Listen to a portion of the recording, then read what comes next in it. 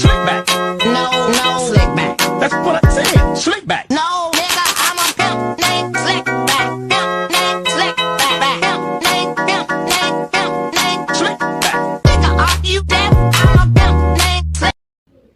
Assalamualaikum warahmatullahi wabarakatuh. Alhamdulillahirrabbilalamin. Wassalatu wassalamu ala asrofil anbiya wa mursalin wa ala alihi wa ashabihi ajmain amma ba'du. Pertama-tama, saya panjatkan puji syukur kehadirat Allah Subhanahu wa Ta'ala yang telah melimpahkan rahmatnya sehingga kita diberikan nikmat kesehatan. Salawat serta salam tak lupa kita haturkan kepada Nabi Muhammad SAW serta keluarga dan para sahabatnya. Semoga kita semua mendapatkan syafaat dapat tunjuk di hari kiamat nanti.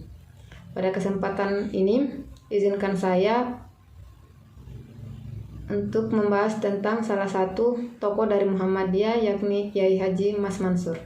Mas Mansur merupakan salah satu tokoh Islam utama Indonesia abad 20. Beliau lahir pada tanggal 25 Juni 1896 di Surabaya. Ayahnya bernama Kiai Haji Mas Ahmad Marzuki. Beliau merupakan keturunan Keraton Sumenep di Madura dan menjadi khatib tetap di Masjid Sunan Ampel, Surabaya. Ibunya bernama Raudah. Beliau seorang wanita kaya raya dari keluarga pondok pesantren Sidoresmo Wonokromo, Surabaya. Pada tahun 1908, Mas Mansur menunaikan ibadah haji sekaligus mukim dan belajar di Mekah kepada Kiai Mahfud yang berasal dari pesantren Termas Pacitan. Mas Mansur belajar di Mekah selama 4 tahun sebelum harus pindah karena semakin tindih kondusifnya situasi politik di Jazirah Arab kala itu. Pada tahun 1912 berangkat ke Mesir dengan menumpang kapal laut dan akhirnya diterima di Fakultas Agama Universitas Al-Azhar. Sepulangnya tahun 1915, Mas Mansur mengasuh dan mengajar di pesantren An-Najiyah di Sidoresmo. Ia juga aktif terlibat dalam berbagai gerakan baik yang bersifat sosial, politik, keilmuan maupun keagamaan. Pada tahun 1921, Mas Mansur masuk organisasi Muhammadiyah. Awalnya anggota biasa, kemudian menjadi ketua cabang Muhammadiyah Surabaya. Lalu menjadi konsul Muhammadiyah wilayah Jawa Timur. Pada tahun 1927, beliau dipercaya menjadi ketua Majelis Tarjih pertama. Tahun 1937 dalam Kongres Muhammadiyah ke-26 di Yogyakarta, Mas Mansur resmi ditunjuk menjadi ketua pengurus besar Muhammadiyah. Di bawah kepemimpinannya, Perserikatan Muhammadiyah mengalami kemajuan yang sangat pesat, baik dalam dakwah, pendidikan, kaderisasi, maupun dalam pergerakan nasional. Mas Mansur mulai melakukan gebrakan politik, yaitu dengan memprakarsai berdirinya Majelis Islam Ala Indonesia atau MIAI. Ia juga memprakarsai berdirinya Partai Islam Indonesia PII tahun 1938 bersama Sukiman Wirya Sanjaya. Pada tahun 1939, Mas Mansur dan R. Wiwoho mewakili partai tersebut untuk mendirikan Gabungan Politik Indonesia atau GAPI bersama kaum pergerakan kebangsaan di Jakarta.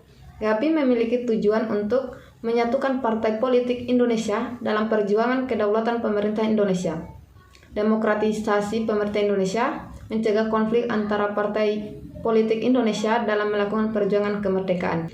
Mas Mansur bersama Soekarno, Muhammad Hatta, dan Kiai Haji Hajar Dewantoro ditunjuk sebagai pimpinan Putera yang kemudian dikenal dengan sebutan 4 Serangkai. Keterlibatannya dalam 4 serangkai mengharuskan Mas Mansur pindah ke Jakarta, sehingga Ketua PB Muhammadiyah diserahkan kepada Ki Bagus Hadikusumo. Pada tahun 1944, Mas Mansur mengundurkan diri dari 4 serangkai. Ia kemudian memutuskan untuk kembali ke kota kelahirannya di Surabaya, dan kedudukannya dalam 4 serangkai diganti oleh rekannya di Muhammadiyah, Ki Bagus Hadikusumo. Pasca kepemimpinan di Muhammadiyah, Mas Mansur memimpin barisan pemuda yang melawan militer Belanda. Kondisi raga yang sakit tidak memungkinkan untuk melawan secara frontal. Saat itulah, Mas Mansur ditangkap pihak musuh dan ditahan. Di tengah pecahnya perang kemerdekaan, Mas Mansur meninggal di tahanan pada tanggal 25 April 1946. Sang ulama sekaligus negarawan ini wafat sebelum usianya memasuki setengah abad. Jenazahnya dimakamkan di Gipo, Surabaya. Mas Mansur dianugerahi gelar pahlawan kemerdekaan nasional pada tanggal 26 Juni 1964. Dari tokoh Kiai Haji Mas Mansur kita bisa mengambil hikmah bahwa jadilah sosok manusia pembelajar yang giat mencari ilmu di mana saja sejak usia dini. Berdakwalah atas ilmu yang kita dapat sehingga memberikan pencerahan bagi umat, serta berorganisasi dengan baik dan melakukan inovasi-inovasi dalam organisasi. Demikian beberapa hal yang bisa saya sampaikan. Tentu di dalamnya belumlah sempurna. Saya mohon maaf apabila ada ucapan yang tidak berkenan. Terima kasih. Assalamualaikum warahmatullahi wabarakatuh.